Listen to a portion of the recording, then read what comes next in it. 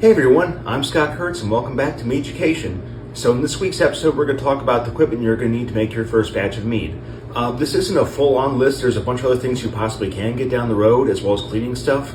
We'll talk about those in future episodes. This is more just so of a basic rundown for folks brand new to mead making. If you're a homebrewer, you're going to have a majority of these things.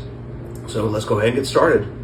So when you're mixing up your mead, you're obviously going to need something to hold it all in. So that's going to be usually your handy-dandy homebrew bucket. You can get these in varying sizes, anywhere from maybe 2 to 7 gallons and everything. You can find these at usually your local homebrew supply stores. If you're in St. Louis, I recommend either Missouri Malt or down the hall homebrew supply over in Belleville, Illinois. To mix everything up, you're going to need either a plastic mixing paddle or a stainless steel spoon, just something big enough that has some length to it so you can get some good mixing action in there. You'll need a airlock to let all the CO2 that the yeast creates out and keep any other stuff from getting in there. And then when it's all done, you're going to need something to transfer over to your secondary fermenter, which is right here. This is where you do your clarifying and everything. For that, you're going to need a auto siphon. Again, find the same local homebrew store.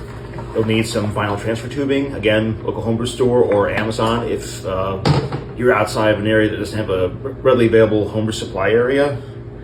You'll need a stopper, same airlock again. And then when everything is done fermenting, when everything is done in secondary, you'll want to take a sample to make sure everything is going okay. And this is a cheat code for me. This is called a wine thief. It has a little valve here on the bottom, so you can just put it right down into here, take a sample, and then use your hydrometer to see how much sugar you have left in there and what kind of alcohol you created.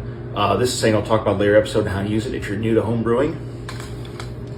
And then when all is said and done, when it's time to fill up your bottles, you'll need a bottling wand. Again, this works with a little valve here. This is how you fill your bottles up. And then when your bottles are all done,